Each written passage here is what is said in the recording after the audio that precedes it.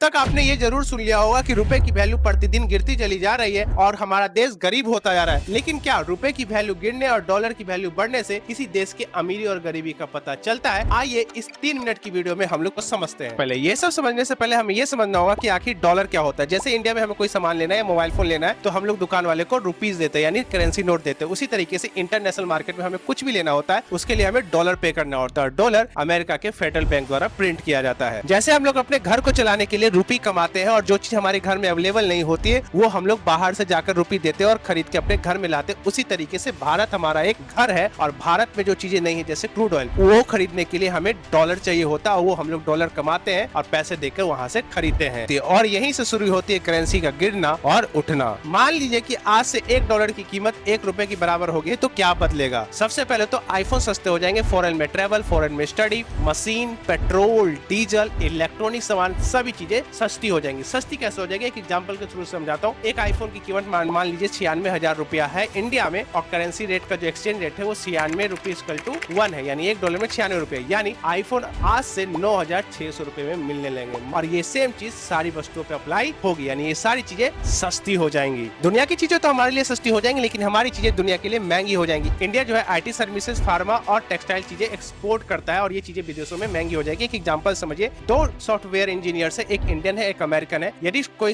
American company मात्र $1,000 भी पे करती है इंडियन को, तो इंडियन के लिए 96,000 की सैलरी होती है और यही चीज वो अमेरिकन सॉफ्टवेयर इंजीनियर को पे करेगी तो वो मात्र ₹1,000 होगी। इसलिए इंडियन लेबर जो है विदेशों में सस्ते होते हैं। इसलिए आपने नोटिस किया होगा कि लोग विदेशों में जाके कमाते हैं और इंडिया में खर्च करते हैं। इसको एक और एग्जांपल समझो, मान लो अमेरिका में कोई इंडियन मेडिसिन $10 की बिक रही है तो इंडियन कंपनी को आज के डेट में उसे 960 रुपए मिल रहे हैं, लेकिन $1 ₹1 के बराबर हो गया तो इंडियन मेडिसिन पूरी तरीके से महंगी हो जाएगी और विदेशों में सारे इंडियन प्रोडक्ट्स महंगे हो जाएंगे और इंडियन प्रोडक्ट्स का पूरी दुनिया में बॉयकॉट शुरू हो जाएगा और हमारी इकोनॉमी पूरी तरीके से क्रैश हो जाएगी। इसलिए इंडियन करेंसी का कमजोर होना भी हमारे लिए फायदेमंद होता है। इसलिए भारत सरकार इंडियन रुपीस को कमजोर ही रखती है ताकि ये सर्विसेज चलती रहे और इन सर्विसेज की वजह से हमारे देश में डॉलर आता है और उन डॉलर से हम लोग क्रूड ऑयल वगैरह जो चीजें हमारे देश में नहीं है वो ले पाते हैं। यदि ये चीजें भी बंद हो गई, डॉलर आना पूरी तरीके से बंद हो जाएगा और पूरा देश ही बर्बाद हो जाएगा। और यही कारण है कि 1947 से अब तक इंडियन करेंसी की वैल्यू गिरती ही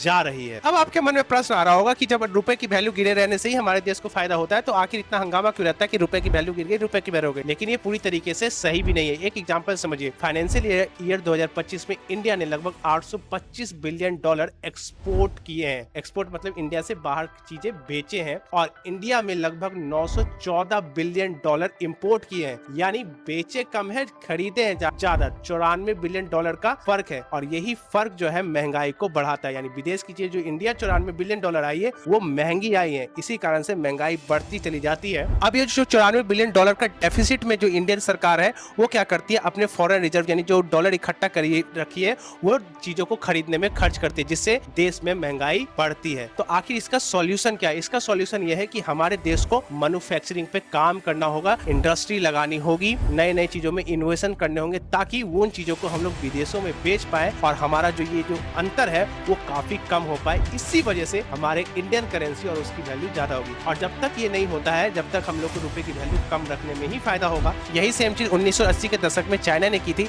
अपने करेंसी को वीक किया और सारे प्रोडक्ट्स को सस्ता करके पूरी दुनिया में सेल किया और आज के देश में वो मैन्युफैक्चरिंग सुपर पावर बन चुका है। और सेम चीज डेवलपिंग कंट्री जैसे साउथ कोरिया, जापान और इंडिया कर रही है, अपने करेंसी को वीक रख रही है ताकि उसके प्रोडक्ट पूरी दुनिया में सस्ते हो पाए और उनके जो डेफिसिट के एरिया है उसको कवर कर पाए। इसके लिए सबसे इम्पोर्टेंट है कि इंडिया को इनोवेशन करते रहना होगा और जो चीजें बाहर से आ रही है उनको यूज भी कम करना होगा, तब जाके हमारी करेंसी स्ट्रांग हो सकती है। यानी सिंपल भाषा में समझे तो करेंसी का स्ट्रांग और चीपर होना किसी देश का डेवलप अनडेवलप्ड होने की निशानी नहीं है, ये बस इकोनॉमिक्स को बैलेंस करने के लिए किया जाता है। जय हिंद, जय भारत।